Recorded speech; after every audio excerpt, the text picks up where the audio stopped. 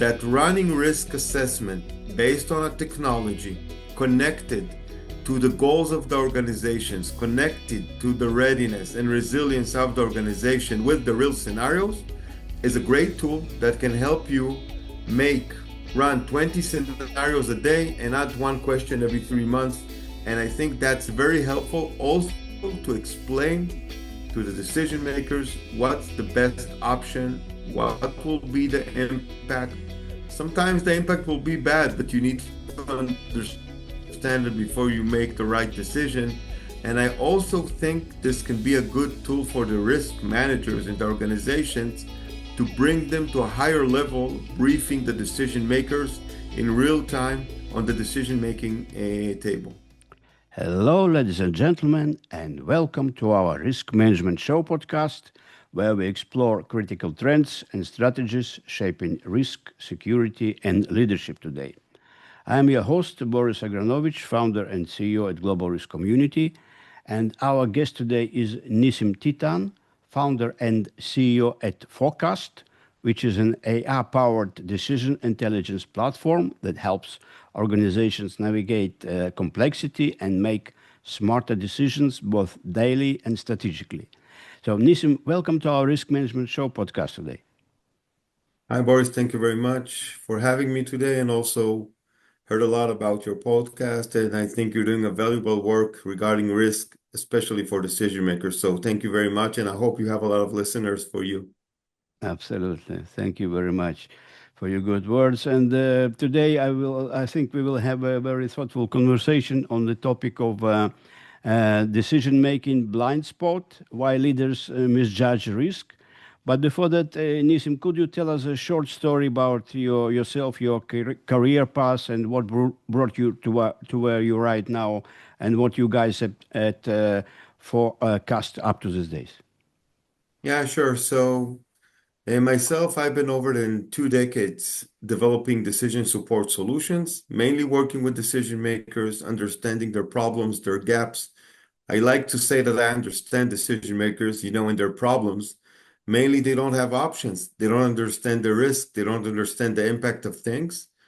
And during my career, I developed a lot of decision support solutions. And in 2018, I decided to founded actually Forecast, AI-powered decision intelligence platform company, where our idea and vision is to help leaders achieve their long-term goals by making better day-to-day decisions. And how we do it as a solution, working with them on risk, on resilience, on readiness, and helping them provide options for making better decisions with our AI technology. So that's a little bit about us. I started a lot of years ago working with defense decision makers that had a lot of gaps, problems, a lot of risks, to work with emergency managers, crisis management, mainly in the USA. And today I'm also working with utility companies in the energy sector because, challenges, options, risk, resilience is all around us, and we need to make better decisions very fast and very flexible, and not like we did in the past. Fantastic. So I think your services are very in need in this situation where defense and energy, all this is playing a larger role in our society. So Nissim, let's discuss this topic about first illusion of certainty, because many leaders still operate as if decision making is a linear process: input, decision, and result. Why do you think that the illusion of certainty is so persistent in leadership culture, and even when we know modern systems are complex and interconnected? I think that one of our main gaps, as decision makers, we have a lot of experience. We manage our organizations, it can be in defense, it can be a utility company. And one of the challenges is we get a little bit of information, a little bit of data, and we think that we have good clarity and, of course, certainty to make that decision. But when speaking about blind spots, like you mentioned, I think our main blind spot is that we don't have options. A lot of times we don't know the real situation.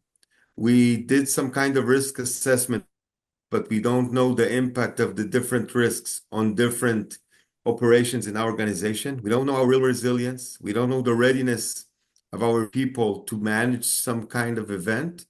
And when we might want to make a decision, no one can forecast the future, right? We're trying to run simulations of what if, what can happen, and get some options so we can make a decision with higher certainty. We'll never have, 100% certainty, but with higher certainty. And I don't see this happening in a lot of organizations, but what I see is a lot of confidence and decision makers thinking they know what will happen, making a decision, and sometimes having a bad outcome out of it. It can be a business that failed, it can be, a meltdown of a utility company of electricity, and it can be a wrong decision in the defense market that we're seeing these days. So I think that higher certainty and options is something that is valuable to decision maker if it's based on risk assessment that is running on a day-to-day basis according to resilience and readiness. Mhm. So yeah, because yeah, you based on your what you said, how can leaders build cultures that encourage kind of humility around uncertainty without undermining the decisiveness kind of situation? What is your opinion on this? So my opinion, working with organizations, I think they need to stop working in silos. They, a lot of times they look at risk management as a silo, business continuity another one, supply chain is another story, their workforce. They need to look at an integrated picture and understand that also once we created a business continuity plan sometimes, maybe tomorrow it changes, right? Because the threat changed. We were looking at floods, but tomorrow we have a cyber attack. And if we did a risk assessment, it's not just, to understand what's our low, high, medium situation according to different risks. Okay, what's the impact if this risk happens to my organization? I can give you an example from my organization, right? So I did a cyber uh, exercise to my company, and suddenly, you understand how much risk of cyber and mitigating it and working and investing money can impact your organization and can impact other areas in your organization. So if we start looking, at silos and integrating everything together, looking like a holistic picture and thinking about what if options and running this assessments not on a day-to-day basis, but at least every week, every month, I think we will make better decisions and have better options with higher certainty and not just based on our gut feeling that sometimes is not correct. Mhm. Yeah, you understand that you kind of you said that biggest failure in the decision making isn't choosing the wrong option, but not having a real option at all. But what are some early warning signs that organization is falling into this trap? So like I said, I think, it's their working in silos, not providing options. We see a lot of decision makers that their people, their managers, their leaders come and say, okay, we have a problem. Okay, so what can we do with that problem? Right? And everyone's afraid of sometimes of cyber risk, but what other risks? What about changing our plans? What about changing how we manage things? What about if we decided on a business plan or investing in infrastructure? Actually, we need to change it. So those are, I think, things that are missing. But I also think that what's missing is that organizations have today too much data, too much information. They think they don't have enough, and it's not usually validated to decisions they need to make, connecting the dots between the resilience, the risk that is happening, and the business goals that you need to achieve so you can all day long run what if scenarios to understand different options. And I see that missing always in every organization that I've been working from defense to energy. Mhm.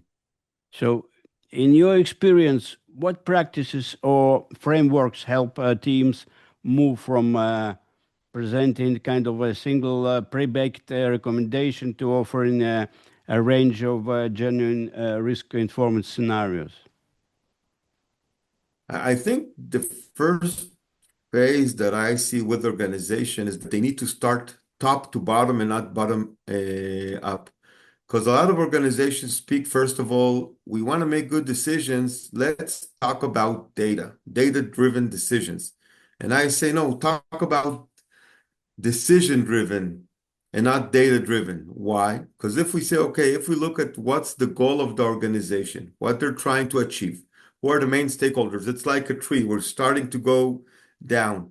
Now, let's see, create some kind of model that we can measure our resilience, our preparedness for each scenario, and then run a lot of risk assessments regarding every threat. It can be a natural disaster, it could be retiring of workforce in the energy sector, it can be cyber attacks that can happen to us. So a lot of different scenarios, and let's connect everything together and understand the impact. For example, I'll give you an example. I worked with a utility company, and suddenly we understood that in 3 years, their line workers, 35% are going to retire. This is a big impact on the organization, and they need to address this risk not 3 years from now, but today. Start recruiting, start upskilling. So I think it's a little bit of a different concept, and then looking at it in a different manner, integrating all the different stakeholders in the organization. That's at least, my humble opinion in this case. Mhm. So, Nissim, I would like to ask you a personal point of view. What is the major misconception in this field of decision making in this risk management field that you kind of strongly disagree with? When I work with decision makers, a lot of times they don't look at the risk.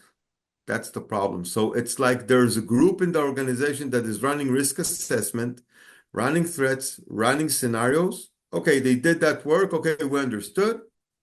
Now you go to the decision-making part, you don't bring those guys to the room a lot of times, talking about, okay, what if this changes? Now, what's the impact on the risks? Maybe something is changing. Maybe something is changing regarding our business continuity. Maybe we need to something about our supply chain. If you recall, there were fires that happened in California that impacted huge companies because they had their part of their supply chain. But no one stopped and said, okay, let's do a new risk assessment as we go along. It won't be, real time, but near real time. That doesn't happen. At the end of the day, the decision makers don't bring all the main stakeholders that need to be in that room. And to my surprise, with a lot of organizations, they have good people doing risk assessment. They work with good technologies, good consultants, but sometimes this information is not brought to the table when there's a decision-making process, or at least not all the information that can be there. Mhm. Fantastic. So, can you tell us about how can decision intelligence tools or scenario modeling help leaders visualize trade-offs such as risk, cost, and readiness? So maybe that they can understand kind of picture more kind of graphically. So because some maybe risk managers are not good presenters, mostly marketing people are good presenters. What do you thought about it? Exactly. So, first of all, like I mentioned, decision intelligence is a concept of, first of all, starting from your goals, what the organization needs to achieve, your long-term goals, and your day-to-day decisions that you're making. The idea is that you can take this technology using AI techniques like modeling and simulation or optimization. Those are good techniques to use and run different scenarios. I'll give you an example. We worked with a state emergency manager where we ran flood scenarios. Once we ran those scenarios, suddenly we saw the impact on evacuation, on shelters, on things that they thought could happen. So the system provided, first of all, options, also provided what if situations. If this risk will happen, this is the impact on other stuff.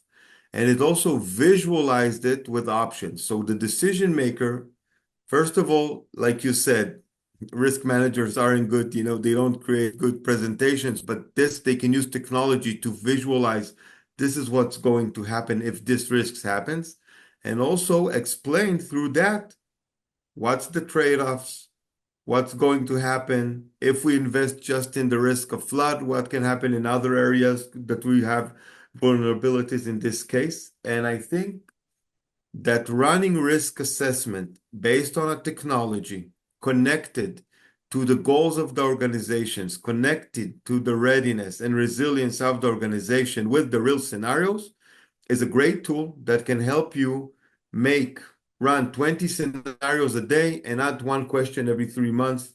And I think that's very helpful also to explain to the decision makers what's the best option, what will be the impact. Sometimes the impact will be bad, but you need to understand it before you make the right decision. And I also think this can be a good tool for the risk managers in the organizations to bring them to a higher level, briefing the decision makers in real time on the decision making table. Mhm.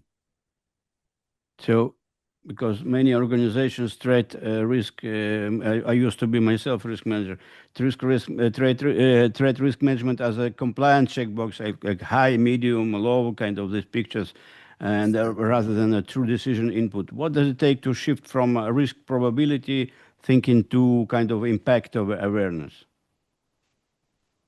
Yeah, so you're totally correct, and you have the expertise there. But actually, they look at risk assessment, as just a compliance table. Okay, let's check. This is our situation. Do we have a business continuity plan? And I think taking it to the next level is actually utilizing technology. Technologies today, based on AI, decision intelligence technologies, where we can say, okay, what happens now? There's a change in weather in the USA. It's going to threaten some kind of supply chain of ships bringing things. Let's run this risk. What will happen? And a scenario runs and says, okay, this is the impact to your distribution. This is the impact to your resilience. This is the impact to your customer service. And these are the options. What should you do? So you can plan in advance.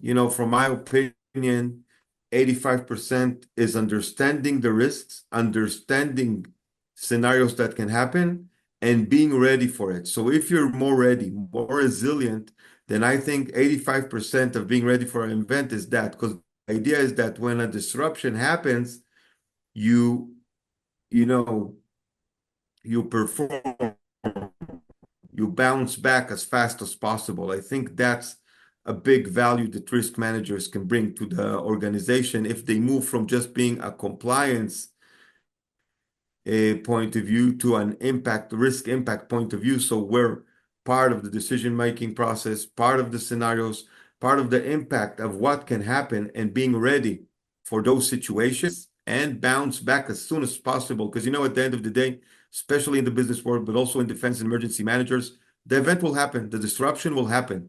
But if you're ready, if you're resilient, if you have planned in advance, if you have visualized all the threats that can happen, if you understand all the impacts, I promise you will bounce back faster than your competitors for sure. Mhm. Maybe can you share some examples, maybe without throwing the names, where you understanding the kind of consequences of modeling, impact modeling, rather than just likelihood, altered strategic decision, kind of in your situation? Yeah, so I'll give you an example from a utility company we've been working with. They know there's an area has a lot of floods. It impacts their grid operations. They have problems, supplying to their customers. They don't work according to the SLA, so they have problems with customer service, regulation. And what happened when we started running impact scenarios of what will happen if this flood will happen, so they got three options. They had got options of what to invest, for example, in infrastructure and mitigate that risk better in the future. That's a big investment in budget, but it also showed them how much it can impact their long-term goal of modernization, grid modernization. They also understood the impact of moving workforce from one area to the other once there's an event. So it's like puzzle of understanding the trade-offs and changing it and saying, okay, this risks, let's invest there, let's bring it to a lower level, but we understand that other risks will be higher. We also, like I mentioned, helped emergency state emergency manager that wanted to evacuate people. So his plan was bad. He wanted to evacuate 2,800 people. Actually, he needed to evacuate 20,000. The shelters he wanted to evacuate will be flooded, and he understood that he got a third option, evacuation by sea. So he understood the impact of the risk, but he got also options. And actually, that's one of the things I'm very proud of, because saving lives at the end of the day, using your concept, using your solution was great for us. And we see this also now in the defense sector, where different groups in Europe want to be better prepared, but suddenly they understand that it's not talking about having equipment, being ready, training, and defense. It's the whole process. It's a whole supply chain, value chains.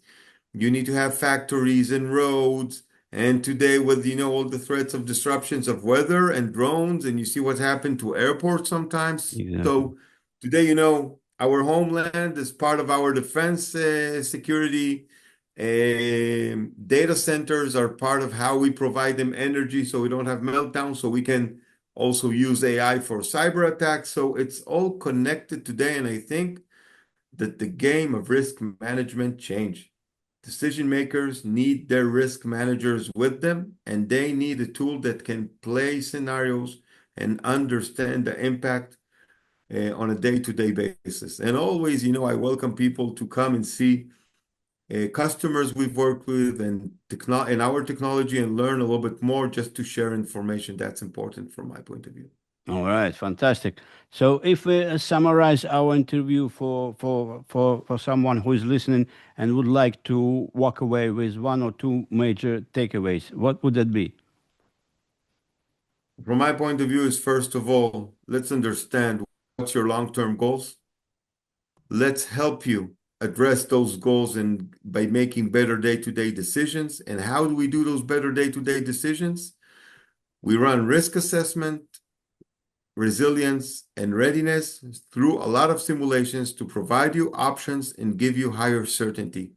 It's a different concept, different approach, but I think that every organization should do this shifting a little bit. And I promise you they will make better decisions and their business will work better. Mhm. All right, Nissim, thank you very much. Very important interview for our members and the guests. Those were all my questions. Perhaps if I forgot to ask you something that you think important to our audience, please go ahead. Well, thank you, Boris. It was great. Thank you for having me today. I love to talk to professionals like yourself, and thank you for what you're doing for the community. Absolutely. Thank you very much. And I hope we will continue our cooperation in the future with some more insights from you guys, and maybe in a few months or something, the dates. But I wish you to a great success for now, and great success to your company, Forecast, and see your success in both in Americas and Europe and Middle East. So we will be in touch with our community. Thank you very much, Boris. Thank you for having me. All right.